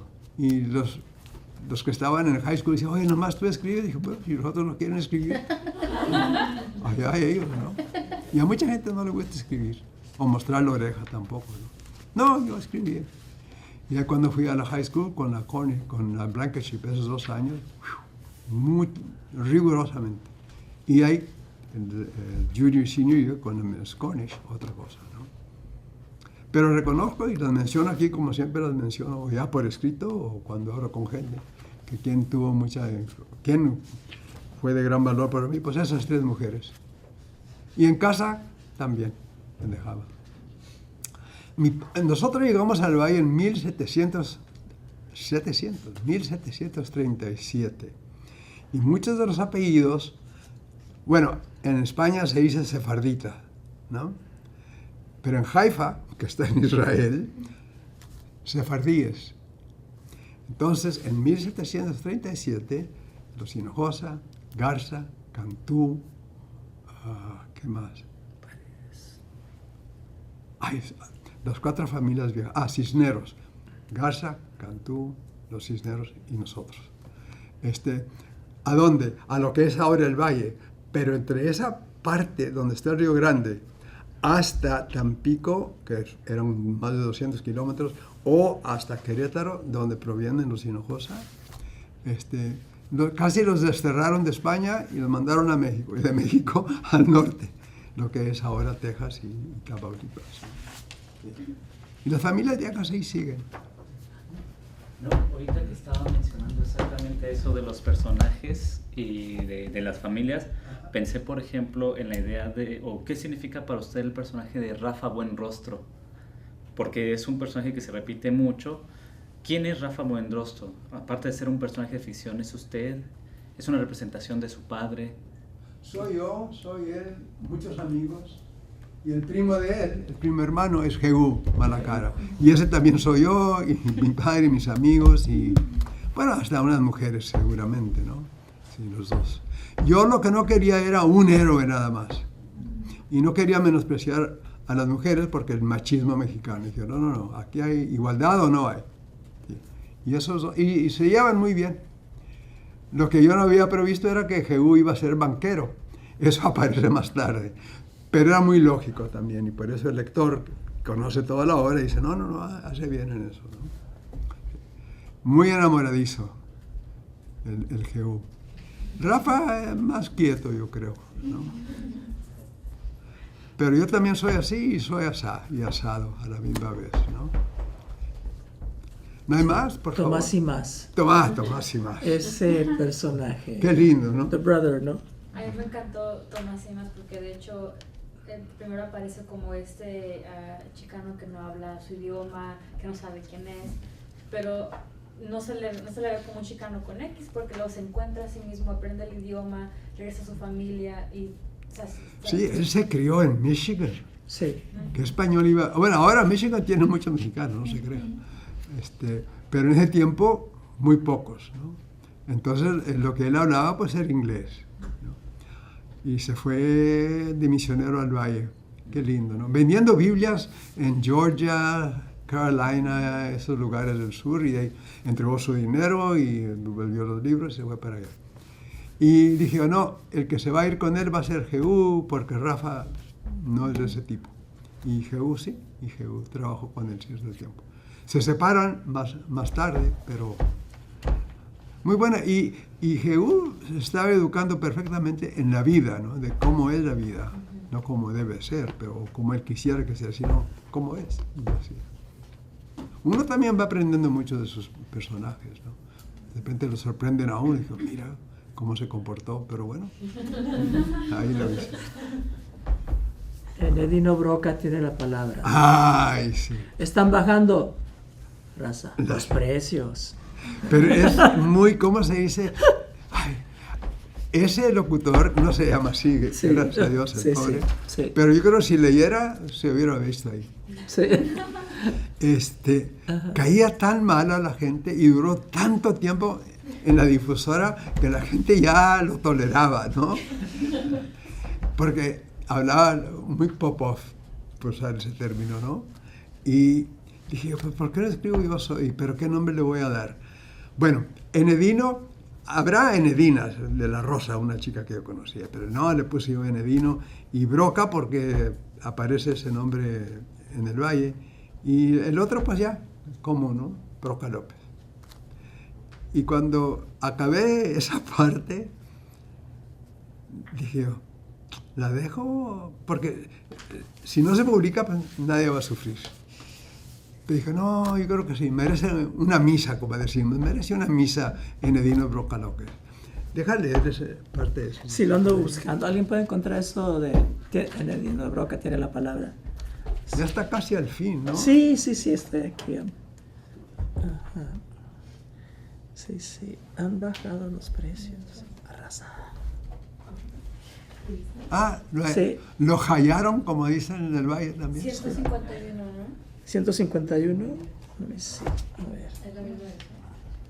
Ese nunca lo he leído en voz alta. Ok. Digo, Acá ah, NFB, raza. ¿Dónde está? Ok. Ah, aquí está. Sí. Perdón, se está 151. despedazando, ¿no? Sí, se ve que... Sí, se ve. Lo trabaja. Enedino Broca López, locutor de radio por la KNFB, su estación amiga en 600 su cuadrante. Siempre dicen eso los pobres, ¿no? No gana mucho, pero tampoco anda bostezando de hambre.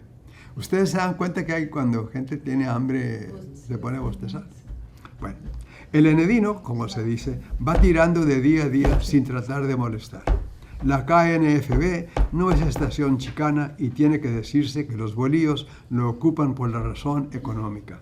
Cuando nos veían con buena cara era por el dinero, ¿no? Que iban a sacarle. Ahora bien, no se ande creyendo que Enedino carezca de talento, no, de ninguna manera. Tiene buena labia y sabe componer las cosas y arreglárselas como pueda para no mostrar la oreja, aunque a veces, como cada hijo de vecino, debe dar unas puntadas que despistan al amable radioescucha, ¿verdad? Así, usando el mismo ritmo y vocabulario de los locutores de radio. Ahora, yo creo que hay como 2 o 3 estaciones en inglés en el Valle. Las demás, bueno, sin contar lo que hay en 18 de marzo, Reynosa, Matamoros y todo eso, en el Valle mismo. El Valle, ¿qué tiene una compu aquí o algo así? Pon, por favor, en Google, ¿qué ponemos? Hispanics en Rio Grande Valley, en inglés, por favor.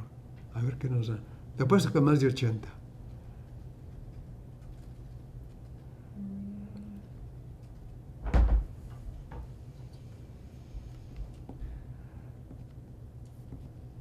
Sí, dice que according to the U.S. Census Bureau in 2008, 86% of Cameron County, 90% of Hidalgo County, 90 en el condado mío, ¿no? ¿Cuántos en Cameron? In Cameron, 86%. Sí. Y 97% in Starr County. Ah, sí. Starr es con 2 R's porque es apellido, era un pirata, ¿no?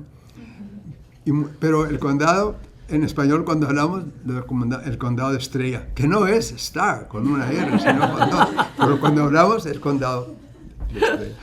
¿Y ahí era qué? ¿96? 97%. 97. Porque cuando los chicos de Rio Grande City y Roma Los Sainz, es un Twin City de 8,000 almas entre los dos. Cuando van a UT, yo les digo a gente, mira, porque este se apellida alemán o aquel se apellida lo que sea en inglés, eso no quiere decir que sea Bolillo. Es de Starr County, igual que los demás, pero es que ahí había Fort Ringgold y muchas chicanitas se casaron con soldados americanos durante la guerra, bueno, la revolución. En Mercedes había 2 campamentos de ejército y en un artículo que escribí, no sé para quién, que me pidieron, en un footnote, recogí, nomás pensando en ellos, como 20 a 25 muchachos y muchachas que fueron a la secundaria conmigo, con apellidos americanos o ingleses, alemanes, lo que sea, anglos, pero eran mexicanos todos. ¿Por qué? Como los Howell, Charlie y Joe Howell, pero no eran bolíos, eran raza, ¿no? Y las chicas se casaron y porque eran chicanitas, pues se quedaron en el valle y el esposo tuvo que quedarse con ellas también. Y se mexicanizaron luego también. Es un valle. El término chicanita o chicanito existía, ¿no? Oh, Mi yeah, papá siempre sure. lo usaba así de una manera con afecto, ¿no? A un mexicano le decía chicanito o chicanita. De este lado. Ah, Sí. exacto, sí. Ajá. Y también en Texas. En Texas sí, en el Sí, valle, sí. ¿cómo no? Ajá. Yo no sé, allá para el norte, vamos a decir, para mí el norte es El Paso, ¿no? 800 millas de un río, ¿no? El mismo río que va para allá. Pero pueblitos como Del Río, Eagle Pass, Roma, Rio Grande City, esa voz no ha desaparecido, ¿no? Bueno, decimos mexicano muchas veces. ¿Y ese qué es? No, es un mexicano. Pero sabemos que mexicano de este lado, ¿no? O del otro, no del otro lado. Ya. Cuando Chicano, yo oí Chicano cuando tenía unos 9 años, yo creo, escuchando a los hombres hablar. Me acuerdo de este señor porque usaba botines, esos fake boots, ¿no? Que no son botas en realidad, pero son botines. Tiene los zapatos y hay esas cosas que se ponen. Y estaba contando un cuento, iba escuchando, como siempre, a los mayores, ¿no? Estaba junto de la casa, propiedad de mi padre, y estaba hablando, dijo, pues este es Chicano tal y tal y tal y tal. Y yo no dije nada. Cuando acabó con su cuento, ya otro tomó la palabra y dijo, ¿qué es un chicano? Y me dijo, tú. Y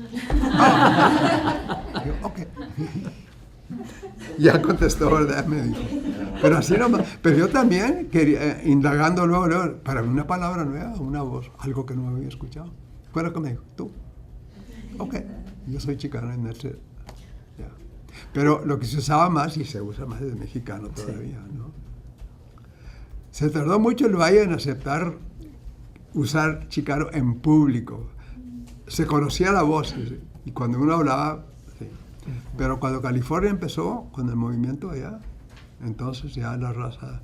Bueno, primero en San Antonio, por ser ciudad grande. ¿Qué es el número de hispanos en San Antonio?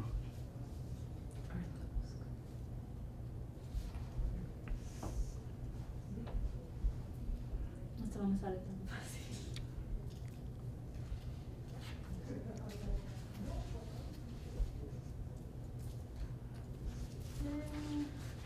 Tiene que decir más. Hispanics, San Antonio, Texas.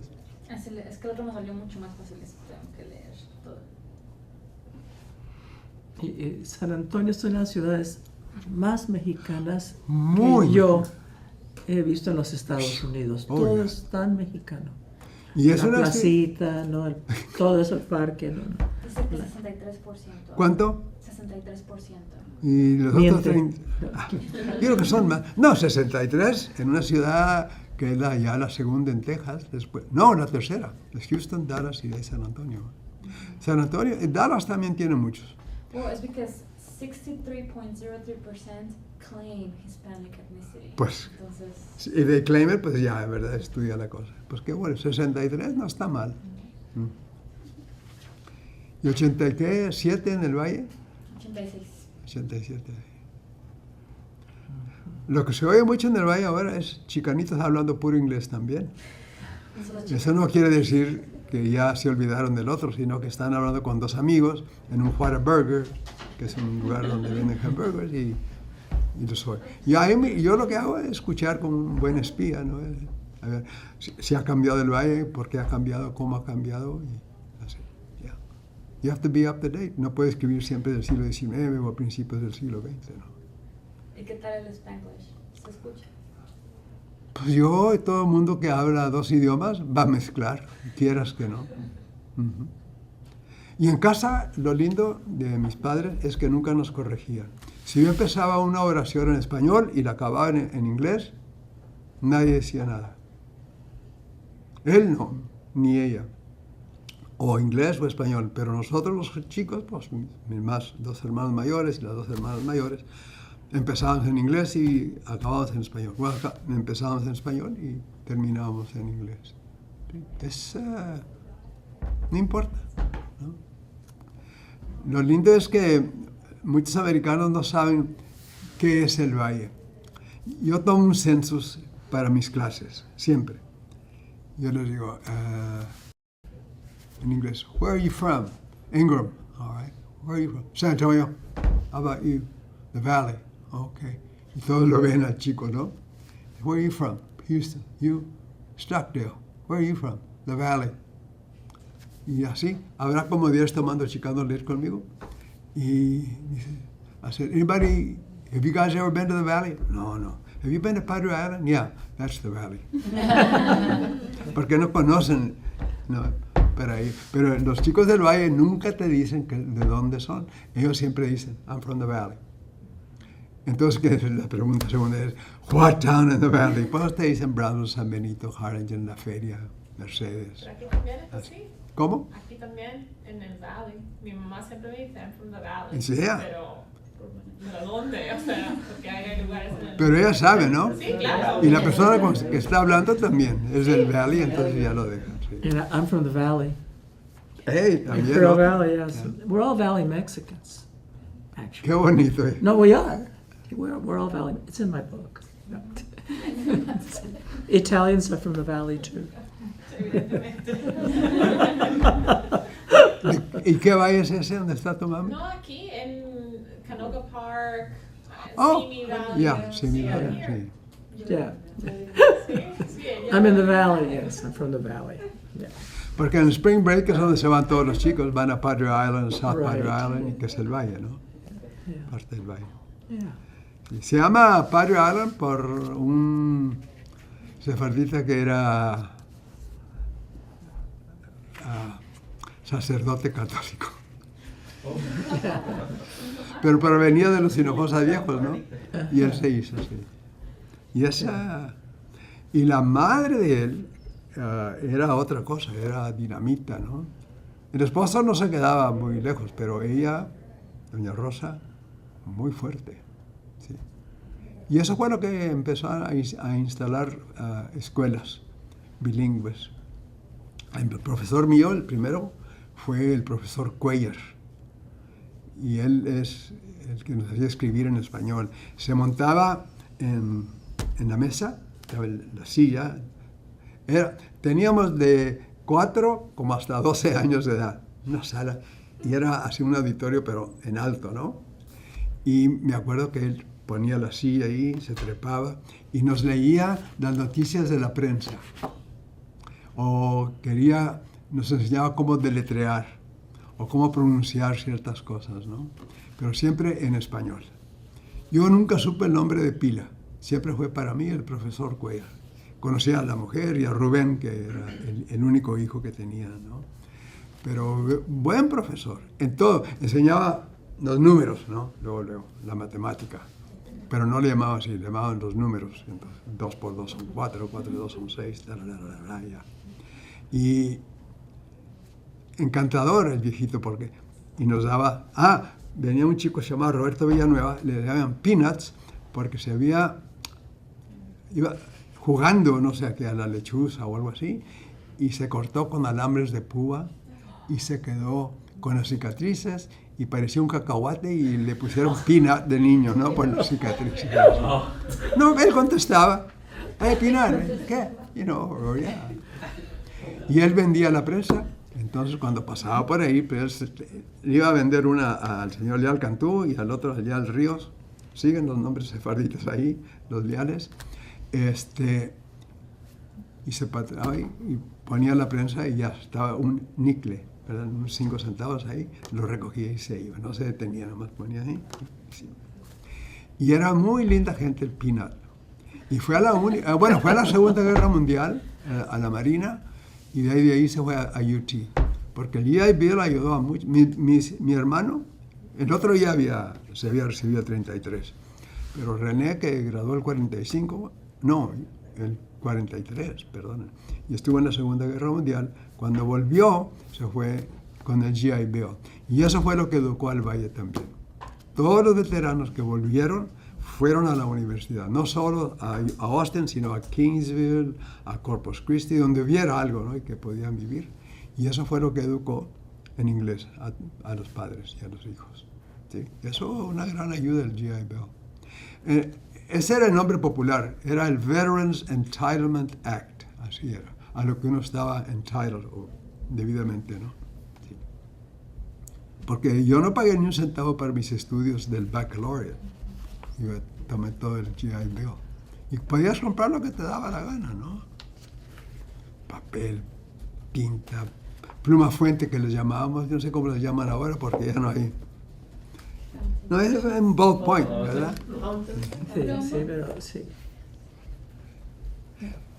¿Más comentarios, por favor? A ver. Sí. Usted habla de la oralidad, cómo sus cuentos o cómo se desarrolla la escritura en la oralidad, pero mi pregunta viene siendo si hay importancias de escribir, si el escribir está afectado por un sentido de preservar la historia del Valle, digamos, o solamente ha expresado su deseo de querer ser escritor por muchos años, pero ¿hay alguna tarea, algún deber asociado con tomar esta oralidad que es mía, que es nuestra, que es del Valle y presentársela a un público? Pregunto si usted tiene ese sentimiento de tarea o de deber, como de cierta forma una obligación. Yo lo que quería era ser fiel a cómo habla y cómo hablaba la gente de esa generación o de esas generaciones, porque las generaciones van creciendo, ¿no?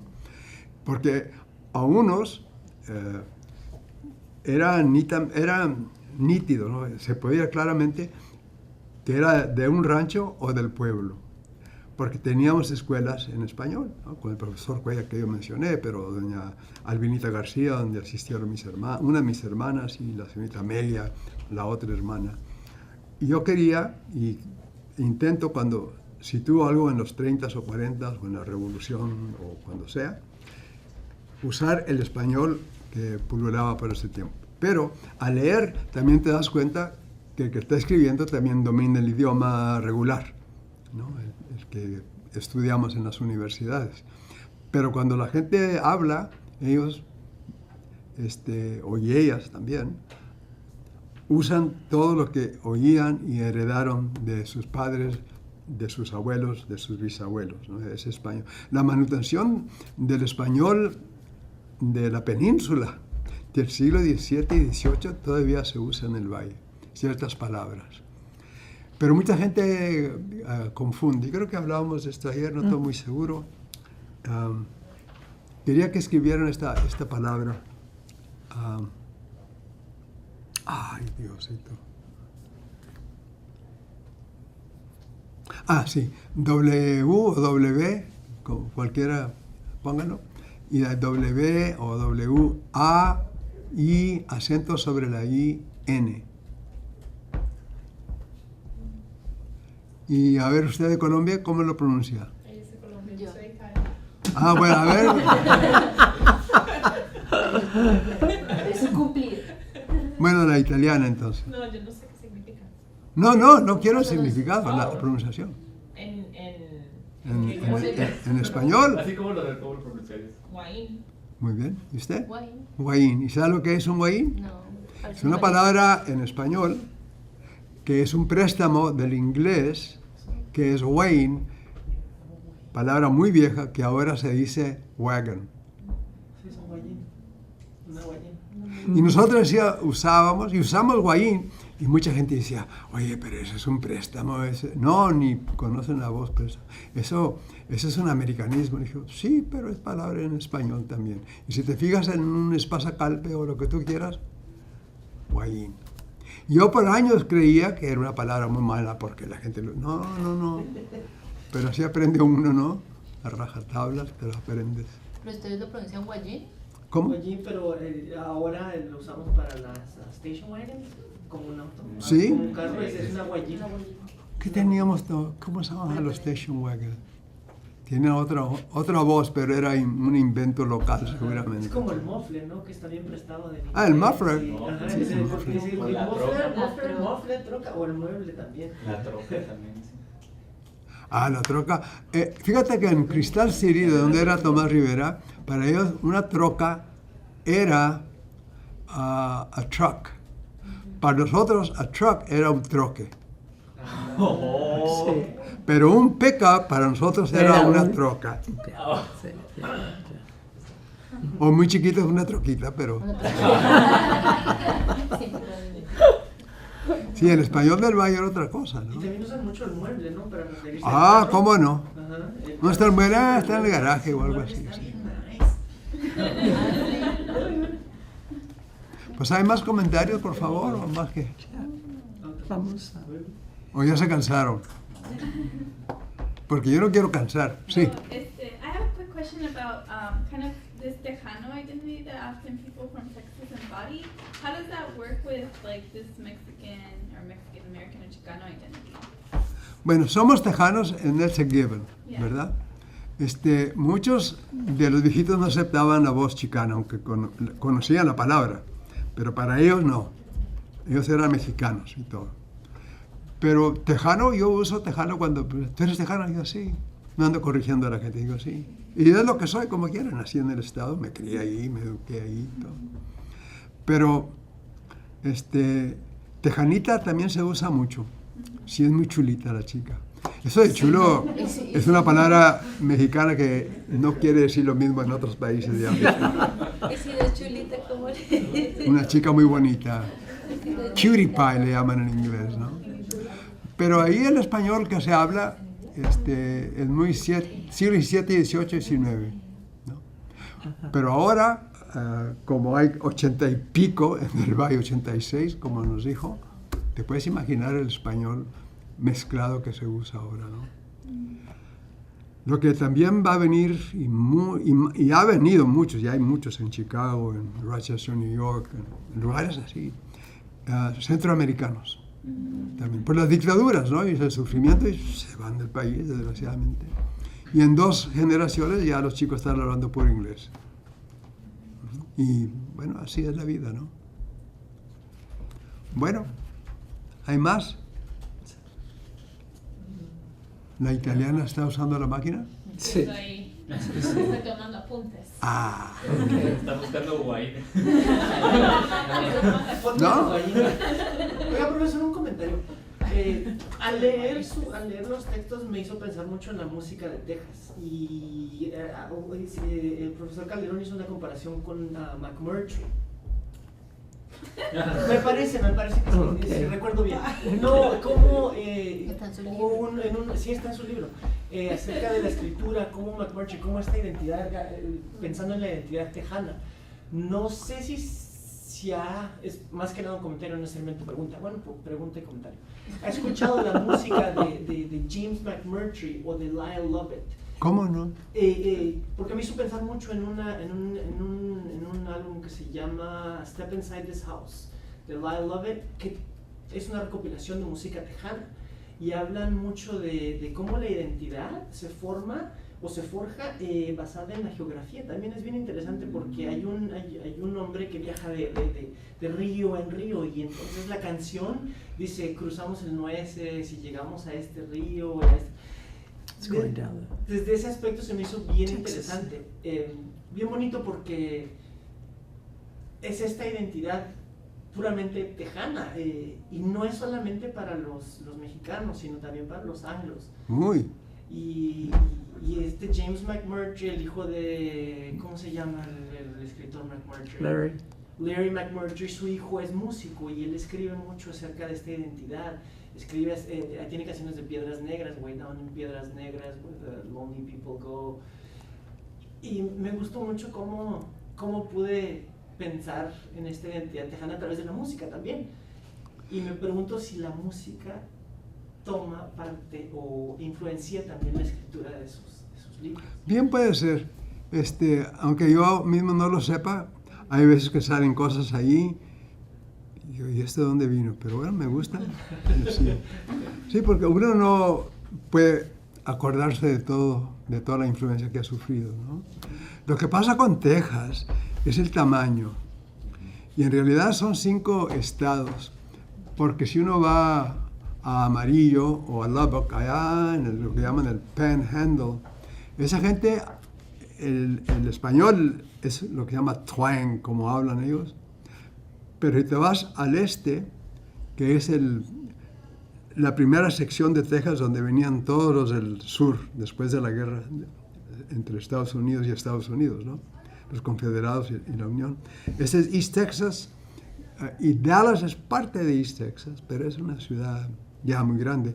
Pero toda esa sección, la pronunciación, o lo que llamamos la entonación, que es el producto de cómo pronuncia una palabra, muy distinto a la de Lubbock.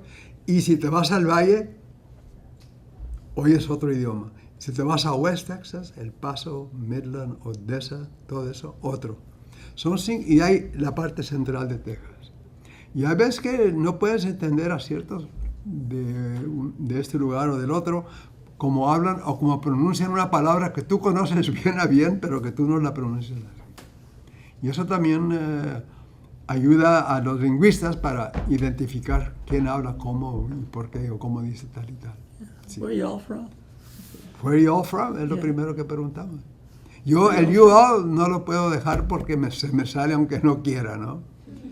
Y eso es muy sureño también, pero Texas era parte de la Confederación que perdió la guerra, ¿no?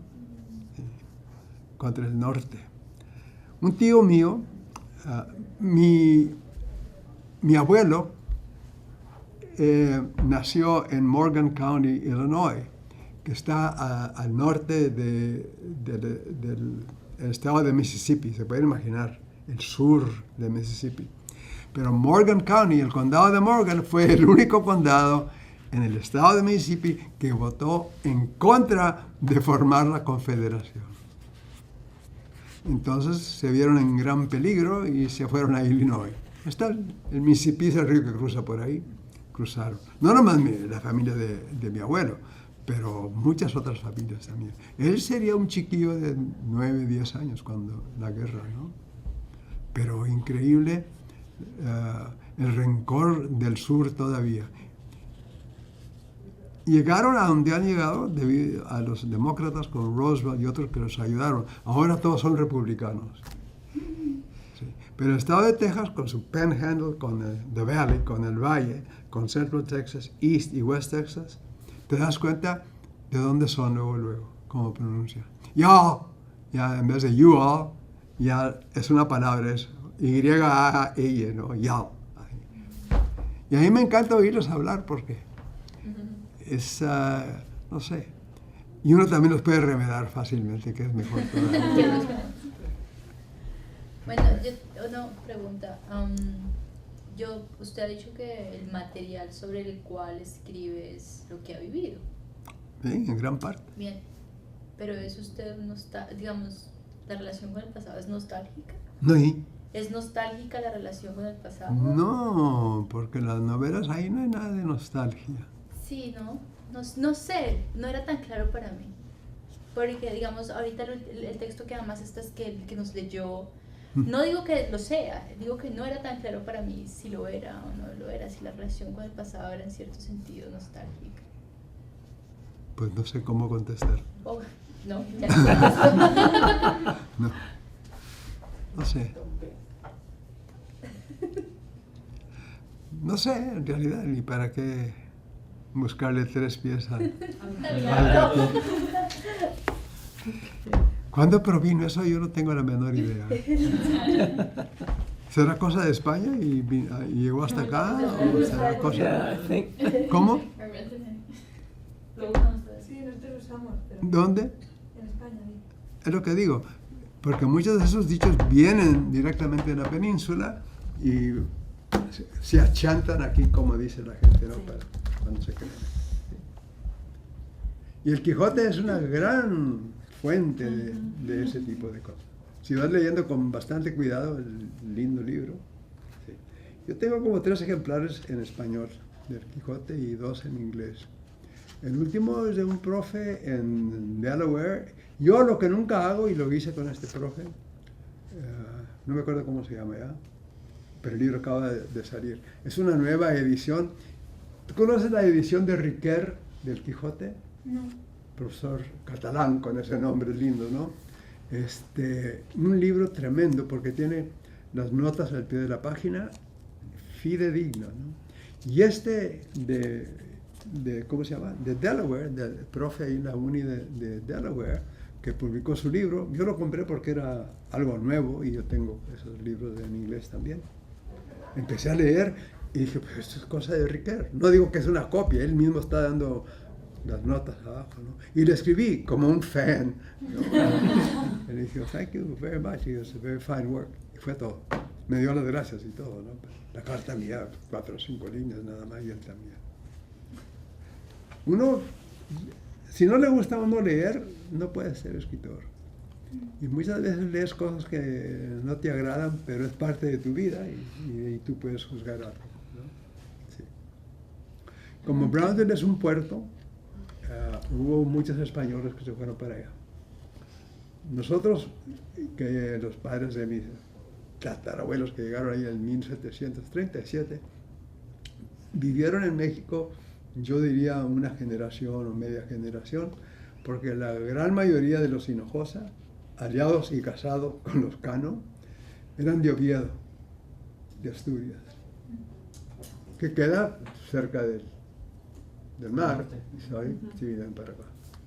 Gavito, otro apellido de ahí, que también pulula en el valle. En al menos 3 pueblos que yo conozco con ese apellido. Digo, 3 diferentes familias en 3 pueblos con ese apellido. Sí, es un lugar que se presta para que uno escriba. Ahora hay chicos que están escribiendo también. Lo lindo también es que gente de Brothers se junta mucho con escritores de Matamoros ahora, ¿no? Aunque es muy peligroso, como sabemos nosotros, cruzar la frontera, ¿no? No hay una fuerza de policía en Matamoros, ni en Reynosa, ni en San Fernando, ni en la capital de Tamaulipas, que es Victoria. Ejército. ¿Qué saben los soldados de cómo ser policía? Pero es que los policías también no se han comportado de lo mejor, ¿no? Desgraciadamente. Y esos 47 normalistas, eso sí que es horrible. Hoy me puse tan triste cuando vi la foto de los 4 chicos. En la oficina de Marisela. Sí. Desgraciadamente. Sí, sí. Bueno, si no hay más, Okay. se acabó la misa.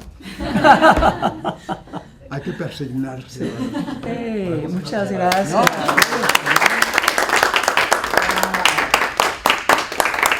Gracias. No, encantado. Gracias. No. Wow. Sí, sí. Ya, hay tanto más todavía, pero ya. Sí, sí.